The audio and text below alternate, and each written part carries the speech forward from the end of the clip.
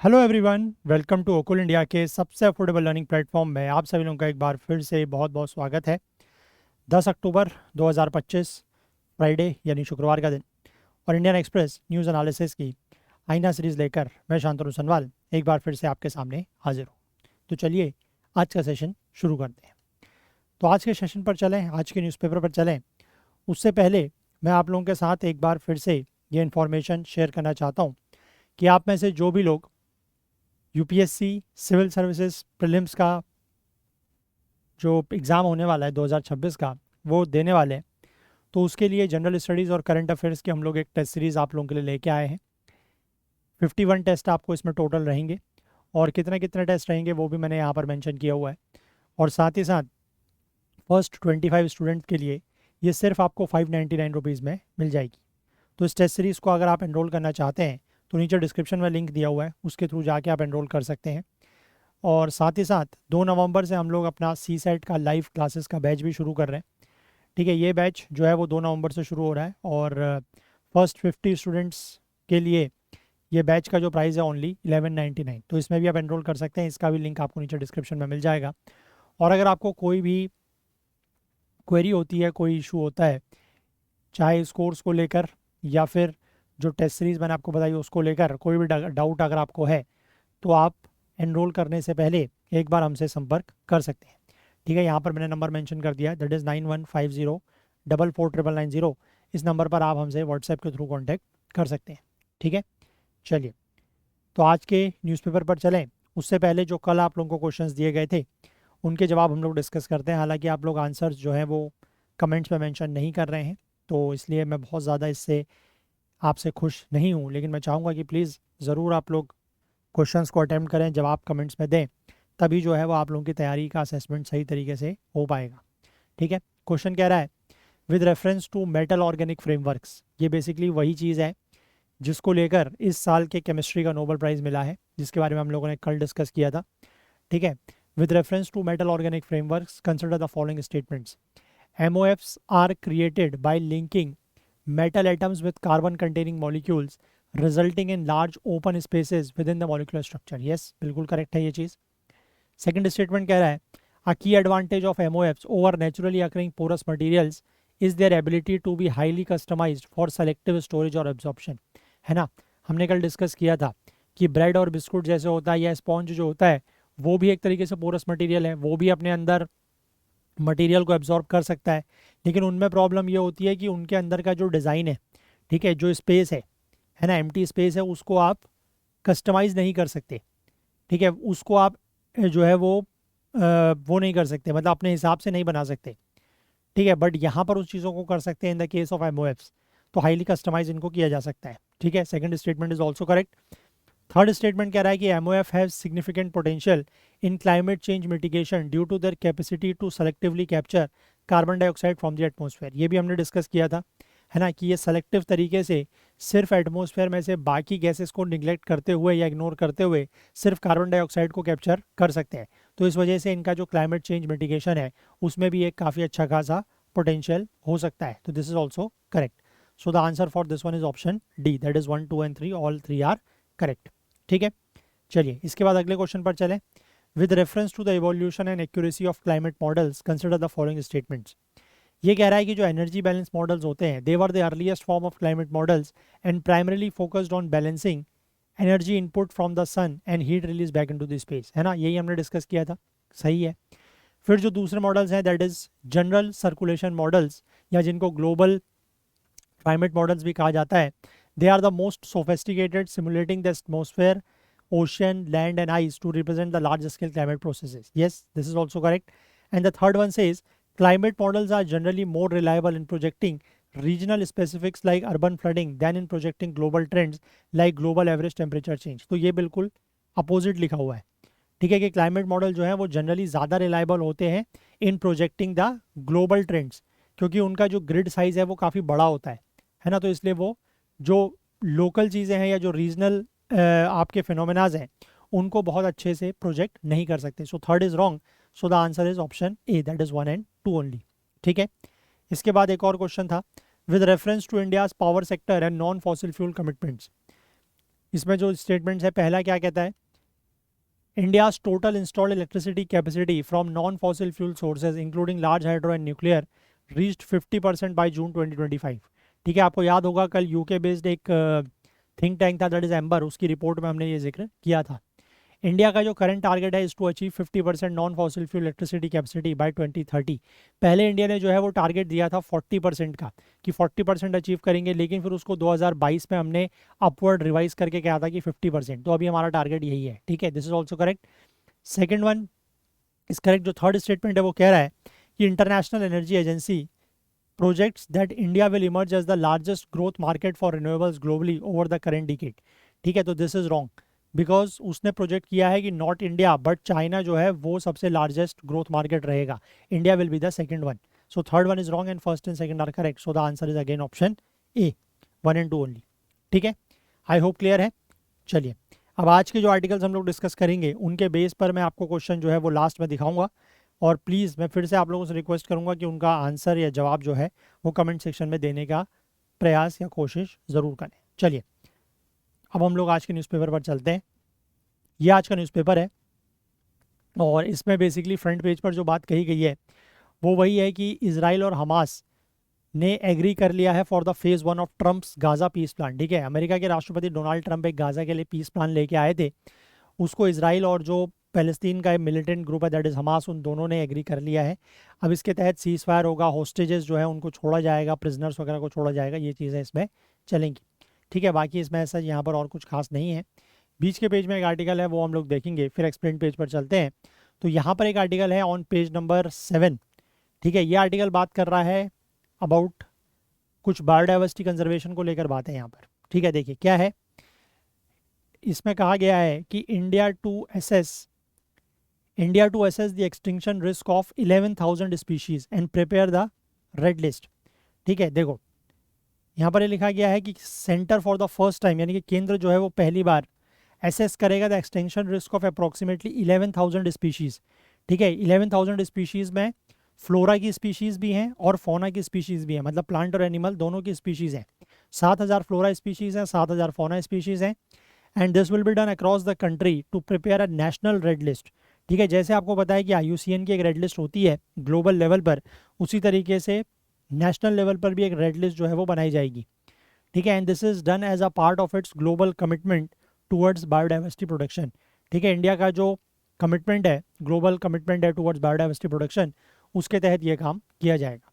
ठीक है, इसके बाद अगर हम आगे बात करें, इस असेसमेंट प्लान के अनुसार जो एम है वो क्या है, एम है to establish a nationally coordinated participatory and upgradeable red listing system that accurately reflects the conservation status of India's biodiversity.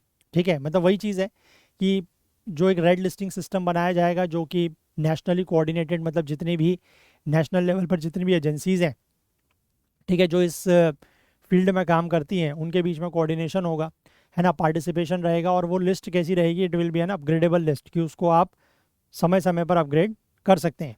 ठीक है, और यहाँ पर ये कहा गया है कि to fulfil our commitments under the convention on biological diversity, जो CBD का कन्वेंशन है that is convention on biological diversity, और जो Kunming Montreal global biodiversity framework है, उसके अंतर्गत अपने कमिटमेंट्स को पूरा करने के लिए इंडिया ने जो है वो नेशनल रेड लिस्ट की बात की है, launch the national red list assessment initiative, जो कि अलाइंड है with the IUCN global standards. मैंने आपको बताया कि जिस तरीके से IUCN के ग्लोबल स्टैंडर्ड्स हैं उसी तरीके से इसको भी लाया जा रहा है। IUCN, आपको पता है कि IUCN क्या है, IUCN एक ग्लोबल जो है वो ग्लोबल ऑर्गेनाइजेशन है।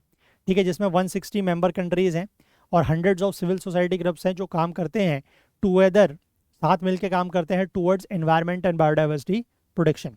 ठीक है, ये बात आपको पता है। इसके बाद आगे बात करें, जो यहाँ पर अभी बेसिकली ये किस दौरान ये बातें कही गई हैं, अभी जो है वो IUCN का, that is international union for conservation of nature, इसकी एक वर्ल्ड कांग्रेस हो रही है।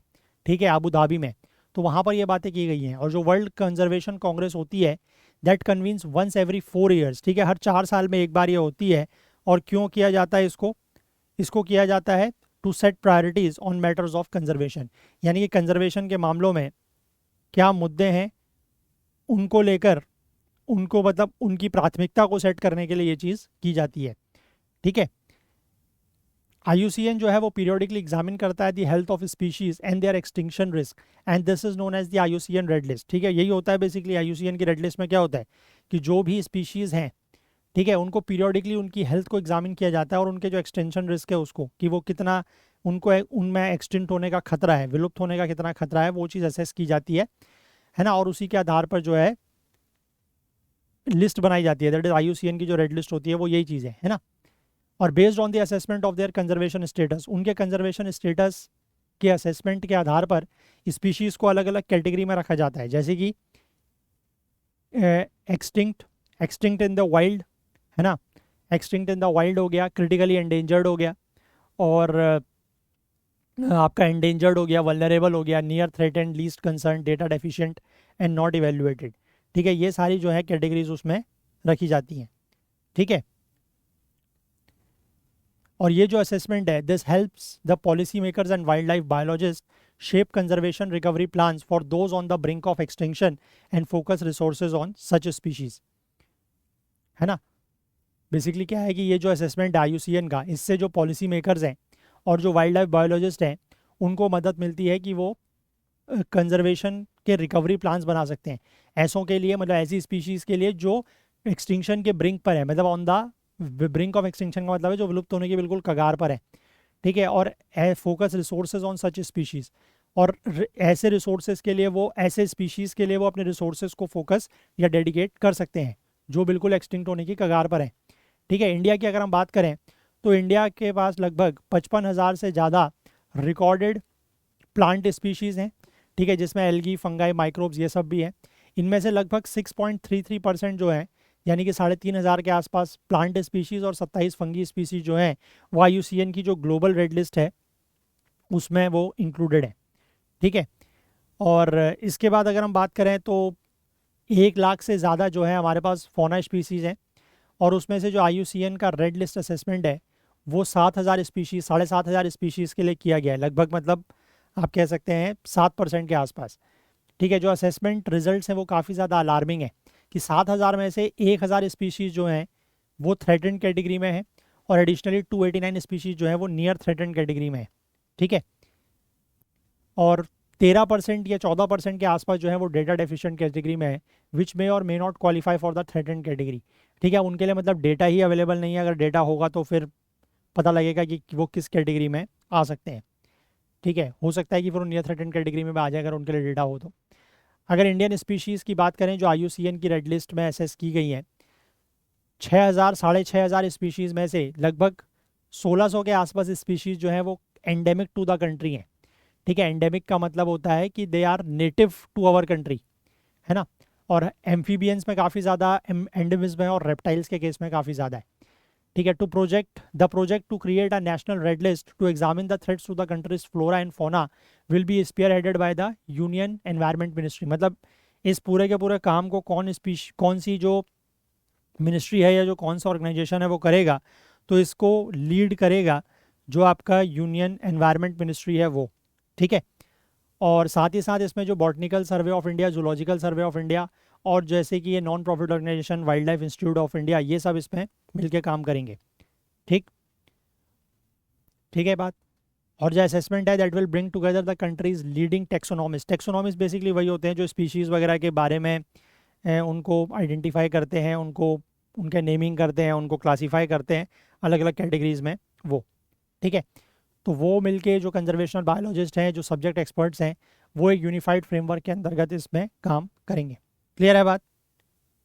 ठीक है, चलिए, तो आई होप ये आर्टिकल आपको समझ में आया। This is related to your biological biodiversity production, है ना। चलो, इसको एनवायरनमेंट में आप लेंगे GS पेपर 3 में। इसके बाद हम लोग आगे बढ़ते हैं। एक्सप्लेन पेज पर 2 आर्टिकल्स हमने देखने हैं। एक आर्टिकल तो बेसिकली बात कर रहा है नोबेल प्राइज़ की। अभी तक हमने पिछले 3 दिनों में 3 नोबेल प्राइज़ कवर कर लिए हैं, दैट इज़ फिजियोलॉजी या मेडिसिन का, फिज़िक्स का और बायोलॉजी का। ठीक है, आज जिस नोबेल प्राइज़ का जिक्र है दैट इज़ ऑफ लिटरेचर, साहित्य के नोबेल की बात की गई है। साहित्य वगैरह के नोबेल में हमें बहुत ज़्यादा नहीं पढ़ना होता, क्योंकि ऑथर वगैरह के बारे में बहुत ज़्यादा नहीं जानना है। ठीक है, मतलब इनका जो पास रिकॉर्ड रहा है या वो सब चीज़ें, ये ध्यान रखिएगा कि 2025 का जो नोबेल प्राइज़ इन लिटरेचर वो एक हंगरी के राइटर को गया है, ठीक है। हंगरी जो देश है उसके एक राइटर है जिनका नाम भी बड़ा अजीब सा है, दैट इज़ लेस्लो क्रेज नाहोरकई, ठीक है, क्रेज नाहोरकई, लेस्लो क्रेज नाहोरकई इनका नाम है। 71 ईयर्स के ये हैं और इनको ये अवार्ड किया गया है for his singular prose that in the midst of apocalyptic terror reaffirms the power of art. Apocalyptic terror का मतलब होता है, एपोकैलिप्टिक का मतलब होता है विनाश, ठीक है, सब कुछ तबाह हो जाना। इस तरीके के टेरर के बीच में इन्होंने रीअफर्म किया है द पावर ऑफ आर्ट। ये इस तरीके का कोई इनका प्रोज है, उसको लेकर ये नोबेल प्राइज़ मिला है। और इससे पहले 2015 में इनको मैन बुकर प्राइज़ और 2004 में जो हंगरी का हाईएस्ट कल्चरल ऑनर है दैट इज़ कॉसूत प्राइज़ भी मिल चुका है, ठीक है। और ये नोबेल प्राइज़ पाने वाले दूसरे हंगरी के राइटर हैं, ठीक है। इससे पहले इम्रे कैरटेस को 2002 में ये अवार्ड मिल चुका है, ठीक है। बस इतना ही यहाँ से जानना ज़रूरी है। हालांकि मैं आर्टिकल आप लोगों के साथ शेयर करूँगा but that is not much important to read, या उसमें से कोई ऐसा एग्जाम पॉइंट ऑफ व्यू से इंपॉर्टेंट बात नहीं है, ठीक है। क्योंकि वैसे भी जैसे फिजिक्स का या साइंस, मतलब साइंस के जो नोबल होते हैं, फिजिक्स केमिस्ट्री बायोलॉजी के, सॉरी मेडिसिन या फिजियोलॉजी के, उनमें ये होता है कि आपको किसको प्राइज़ मिला है उससे ज़्यादा ज़रूरी ये होता है कि किस चीज़ के लिए मिला है ना। बिकॉज इट्स अ साइंस या टेक्नोलॉजी है तो उससे रिलेटेड क्वेश्चन ज़्यादा पूछे जा सकते हैं या उसकी चांसेस ज़्यादा होती हैं। बट लिटरेचर का अगर नोबेल प्राइज़ पूछा जाएगा भी, वैसे तो यूपीएससी में चांसेस बहुत कम होती हैं, सिविल सर्विसेज में खासकर, है ना। सीडीएस एनडीए में पूछ सकते हैं या जो बाकी स्टेट बीसीएस के एग्ज़ाम होते हैं वहाँ पर ये पूछा जा सकता है कि 2025 का जो अवार्ड है, ठीक है, लिटरेचर का जो नोबेल प्राइज़ है वो किसको मिला है या किस देश के राइटर को मिला है, ठीक है। ये वहाँ पर पूछा जा सकता है, यूपीएससी में इसकी चांसेस बहुत कम होती हैं, ठीक है। चलिए, तो बस इसमें जितना नोट कीजिएगा, एक बार रीड कर लेना आर्टिकल अगर चाहें तो। चलिए, यहाँ पर हम बात करते हैं एक और आर्टिकल की, that is state of the soil after Punjab deluge. अभी आपको पता है कि पिछले कुछ महीनों में पंजाब में जो है वो काफ़ी ज़्यादा बाढ़ रही है ना, बाढ़ की स्थिति रही है। तो ऐसी स्थिति में पंजाब की जो मिट्टी है उसकी क्या स्थिति होगी, है ना, क्योंकि अभी राबी का सीज़न आ रहा है तो उसके बारे में यहाँ पर बात करेंगे। देखो, यहाँ पर लिखा है कि पंजाब के जो सभी 23 ज़िले थे उनमें अगस्त सितंबर के महीने में काफ़ी ज़्यादा बाढ़ देखने को मिली, ठीक है। और इससे लगभग 2 लाख हेक्टेयर की जो कृषि भूमि है या जो फार्म लैंड है वो प्रभावित हुई है, ठीक है। अभी जो है वो वीट सोइंग सीज़न शुरू होने वाला है क्योंकि राबी की फसल है वीट, है ना। तो इस बात को लेकर चिंता है कि जो सॉइल की फर्टिलिटी है यानी कि जो मिट्टी की उपजता है उसको लेकर काफ़ी ज़्यादा चिंता अभी व्यक्त की जा रही है क्योंकि इतनी ज़्यादा बाढ़ थी, है ना। और इसकी वजह से, मतलब बाढ़ की वजह से जो पंजाब की एग्रीकल्चरल प्रोडक्टिविटी है उसके ऊपर क्या असर पड़ा होगा उसको लेकर भी चिंताएं जाहिर की जा रही हैं। लेकिन सिचुएशन जो है जैसा पहले सोचा जा रहा था या जितनी भयावह या डेंजरस सिचुएशन पहले सोची जा रही थी उतनी ज़्यादा एक्चुअल में नहीं है, ठीक है। ये तो कंटेक्स्ट है। अब हम यहाँ से बात समझेंगे कि कैसे जो है फ्लड्स या बाढ़ जो है वो कैसे मिट्टी को प्रभावित करती है, ठीक है।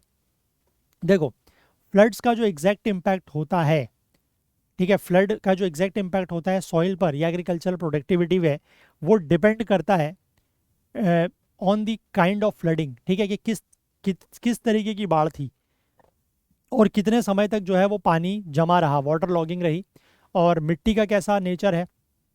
ये चीज़ें मेन होती हैं, ठीक है, कि जिसके आधार पर फ्लड का क्या इम्पैक्ट रहा या एग्रीकल्चरल प्रोडक्टिविटी कितनी ज़्यादा प्रभावित होगी उस पर डिपेंड करता है, इन चीज़ों के ऊपर, ठीक है।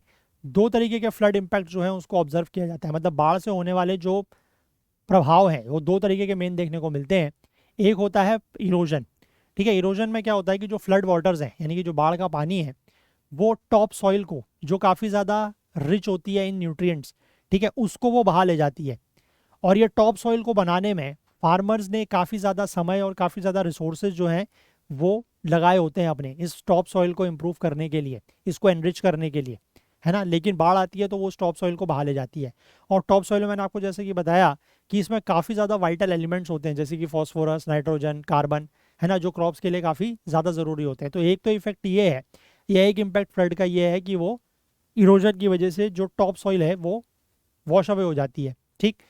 दूसरा जो रीज़न है या जो दूसरा इम्पैक्ट है that is deposition of silt.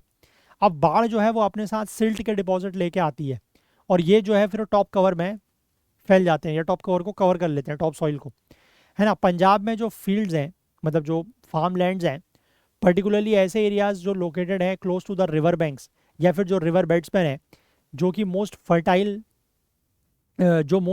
है, मतलब जो मोस्ट फर्टाइल एरिया उस स्टेट का, वो इस तरीके से प्रभावित होते हैं।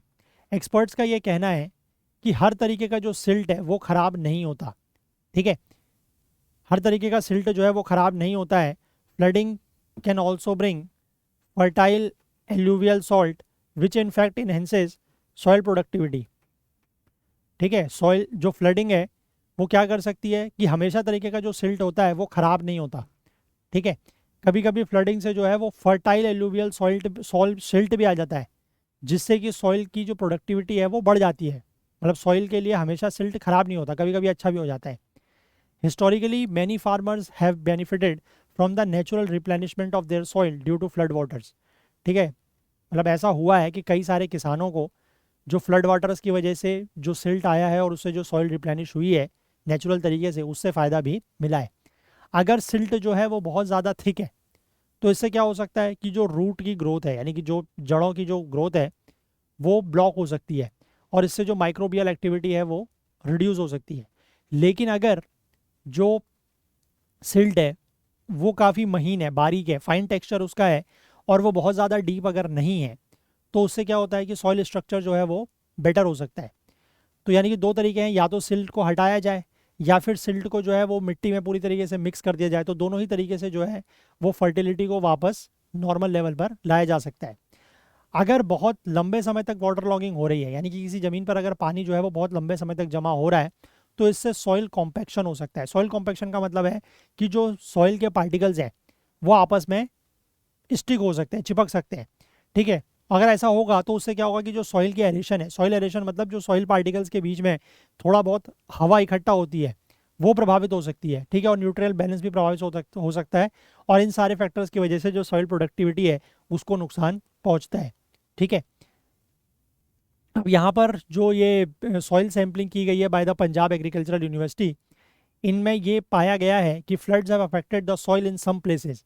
ठीक है, यानी कि कुछ जगहों पर जो है वो सॉइल ने, फ्लड्स ने, बाढ़ ने सॉइल को या मिट्टी को प्रभावित किया है, लेकिन सिचुएशन बहुत ज़्यादा ख़राब भी नहीं है, सिचुएशन को मैनेज किया जा सकता है। वाटर लॉगिंग की वजह से, यानी कि पानी जमा होने की वजह से न्यूट्रिएंट जैसे कि नाइट्रोजन की लीचिंग हुई है। लीचिंग का मतलब क्या होता है कि जो टॉप सॉइल में जो न्यूट्रिएंट्स होते हैं वो पानी के साथ नीचे चले जाते हैं। ठीक है, डीप लेयर्स में चले जाते हैं, तो फिर वो प्लांट को नहीं मिल पाते, और उसकी वजह से एक तो ये हुआ है वाटर लॉगिंग की वजह से, और दूसरा क्या है कि जो सॉइल का पीएच है ना, जो सॉइल का पीएच लेवल है वो भी कहीं ना कहीं टेम्परेरी इम्बैलेंस हो गया है। ऐसे जगहों पर या ऐसे एरियाज पर जहाँ पर टॉप सॉइल जो है वो इरोड हुई है, वहाँ पर न्यूट्रिएंट का कंटेंट कम हो गया है। ऑब्वियस सी बात है कि टॉप सॉइल में न्यूट्रिएंट्स होते हैं, टॉप सॉइल बह गई, इरोजन हो गया, तो न्यूट्रिएंट का लेवल भी कम हो गया, है ना। लेकिन एक्सपर्ट ने ये इस बात पर जोर दिया है कि इस चीज़ को सही किया जा सकता है थ्रू डीप प्लॉइंग, यानी कि थोड़ा सा मिट्टी को गहराई में जो है वो खोदें, तो उससे ये चीज़ें ठीक हो सकती हैं। या फिर फर्टिलाइजेशन करें based on the soil test result, यानी कि मिट्टी का जो रिजल्ट है पहले उसका टेस्ट कर लें और उसके हिसाब से फर्टिलाइजेशन कर सकते हैं, मतलब उसमें फर्टिलाइज़र वगैरह का यूज़ कर सकते हैं, या फिर कुछ ऑर्गेनिक अमेंडमेंट्स या कुछ ऑर्गेनिक उसमें मैन्योर वगैरह का यूज़ भी कर सकते हैं। ठीक है, अब इसके बाद बात होती है मैनेजिंग सिल्ट और लेवलिंग फील्ड्स की। Specific recovery strategy to be adopted depends on the depth of silt and type of soil, कि सिल्ट जो है वो कितना नीचे तक पहुंच गई है और किस तरीके की मिट्टी है, उसके ऊपर डिपेंड करता है रिकवरी स्ट्रेटेजी का। जहाँ पर सिल्ट जो है वो 2 से 3 इंच तक गहरी है, वहाँ पर नॉर्मल प्लोइंग सफिशिएंट है। ठीक है, आप अगर नॉर्मल तरीके से जो है वो प्लोइंग करेंगे तो फिर वो जो सिल्ट है वो जो वहाँ की सॉइल है उससे मिल जाएगी। लाइटर सॉइल्स में, लाइटर सॉइल्स मतलब ऐसी सॉइल जो थोड़ा सा लाइट है, वहाँ पर सिल्ट जो है वो 9 इंच तक भी मैनेज की जा सकती है। उसको डीप चिसल यानी कि थोड़ा सा गहराई में जाके उसको खोदें तो वो लाइट सॉइल्स में वो चीज़ काम हो सकती है। लेकिन हैवी सॉइल्स मतलब जो सॉइल वही जिसमें सॉइल कॉम्पेक्शन तरीके का हो गया है, सॉइल अपने आप में जो सॉइल पार्टिकल्स हैं वो स्टिक हो गए हैं, है ना, वहाँ पर अगर डीपर डिपॉजिट्स हैं तो वो रूट की पेनिट्रेशन को प्रभावित करेंगे। तो ऐसी जगहों पर एडवाइजेबल है कि सिल्ट को आप मैकेनिकली यानी कि किसी मशीन वगैरह के थ्रू या मैनुअली उसको रिमूव कर लें। ठीक है, सॉइल के टेक्सचर को रिस्टोर करने के लिए ये एडवाइस दिया जाता है कि कंपोस्ट या ऑर्गेनिक मैटर का इस्तेमाल करें, और फार्मर्स को ये भी इनकरेज किया जाता है कि वो विजिलेंट रहें about the weeds introduce by flood water. ठीक है, फ्लड वाटर के होने की वजह से जो वीड्स वगैरह हैं वो भी इंट्रोड्यूस हो जाती हैं, तो फार्मर्स को कहा जाता है कि आप इस बात को लेकर चौकन्ना रहें और समय पर जो है इस तरीके के मेजर्स लें ताकि आप उनको वीड्स वगैरह को कंट्रोल कर सकें। Crucially interventions have to be quick in order for fields to be ready ahead of the winter crop. अब विंटर क्रॉपिंग का समय आ रहा है ना, तो उससे पहले जो इंटरवेंशंस हैं वो जल्दी करने पड़ेंगे। इसीलिए पंजाब गवर्नमेंट ने एक स्कीम या एक पॉलिसी अनाउंस की है, दैट इज जिसदा खेत उसदी रेत। इसका मतलब ये है कि द सैंड और silt belongs to the field's owner, policy which allows farmers to send the silt accumulated on their land without having to wait for environmental clearance. यानी कि जिसकी ज़मीन पर जितना भी सिल्ट या सैंड एक्यूमुलेट हुआ है वो उसको बेच सकते हैं, ठीक है, और उसका पैसा उन्हीं को मिलेगा, उन्हीं किसानों को मिलेगा। उनके लिए इस चीज़ को करने के लिए उनको कोई एनवायरमेंटल क्लियरेंस की ज़रूरत नहीं है, ठीक है। अब एग्रीकल्चरल एक्सपर्ट्स का ये मानना है कि ज़्यादातर फार्मर जो है वो अपनी क्रॉप साइकिल को एज शेड्यूल शुरू कर सकते हैं ऐसे एरियाज़ पर जहाँ पर सिल्ट का डिपॉजिट बहुत ज़्यादा नहीं है, और जहाँ पर डिपॉजिट ज़्यादा भी हैं वहाँ पर एक्शन लिए जा सकते हैं ताकि जो फार्मर है वो अपनी नॉर्मल साइकिल में वापस से जो राबी की क्रॉपिंग है वो शुरू कर सकते हैं। वीट के लिए जो क्रॉपिंग है वो जनरली शुरुआत होती है, मतलब जो सोइंग ऑफ सीड्स है ना, वो अक्टूबर नवंबर के आसपास शुरू होती है, अक्टूबर से नवंबर के बीच में। तो इसके लिए फील्ड का टाइम समय पर प्रिपेयर करना वो ज़रूरी है। ऐसे एरियाज़ जहाँ पर मॉइस्चर बहुत ज़्यादा है फ्लडिंग की वजह से, वहाँ पर सोइंग जो है वो बिना इरिगेशन के भी, बिना प्री इरिगेशन के भी की जा सकती है।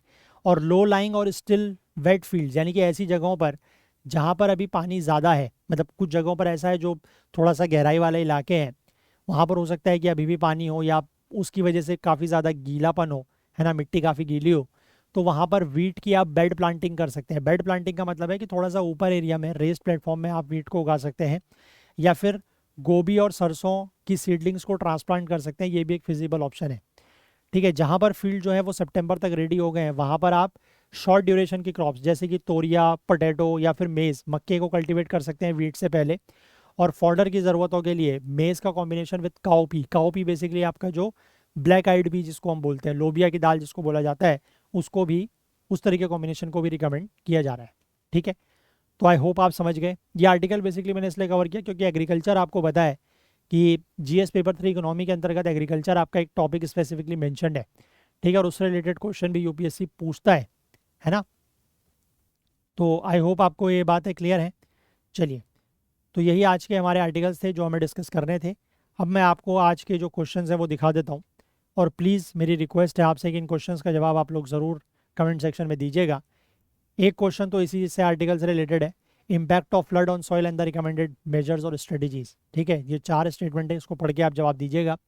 इसके बाद एक सेकंड क्वेश्चन है, इंडिया का newly launch red list, national red list assessment initiative, इसको लेकर भी स्टेटमेंट है। 3 स्टेटमेंट है, कितनी करेक्ट है वो आपको बतानी है, ठीक है। अच्छा, यहाँ पर ये थोड़ा सा मिस्टेक हो गई है, ये 3 और ये यहाँ से स्टेटमेंट जो स्टार्ट हो रही है दिस इज 4th स्टेटमेंट है, प्लीज़ इसको सही कर लीजिएगा। ये हाई एंड में से आगे को 4th स्टेटमेंट है, क्लियर है। तो इसका जवाब आप लोग दीजिएगा। कल हम लोग इसके आंसर या नेक्स्ट सेशन जब भी होगा तब इसके आंसर्स डिस्कस करेंगे, बट ये मेरी आपसे रिक्वेस्ट है कि प्लीज़ ज़रूर इसके आंसर्स आप लोग कमेंट में दें। और आप लोग में से जो भी 2026 के प्रीलिम्स की तैयारी कर रहा है तो प्लीज़ इस तरीके की टेस्ट सीरीज़ में एनरोल कर लें। 51 टेस्ट आपको यहाँ पर दिए जा रहे हैं, है ना, अलग अलग इसका ब्रेकअप इस तरीके से है, और 599 की फ़ीस है और फॉर द फर्स्ट 25 स्टूडेंट्स। और 15 अक्टूबर से ये टेस्ट सीरीज़ जो है वो शुरू हो रही है, ठीक है। और यहाँ पर एक नंबर मैं आपके साथ शेयर कर रहा हूँ, 9150449990, ठीक है, व्हाट्सएप का नंबर है। अगर आपको इस टेस्ट सीरीज़ से लेकर कोई भी क्वेश्चन है, कोई क्वेरी है, तो आप यहाँ पर कॉन्टैक्ट कर सकते हैं। साथ ही साथ 2 नवंबर से हमारा CSET का जो लाइव क्लासेस का बैच है वो भी शुरू होने जा रहा है।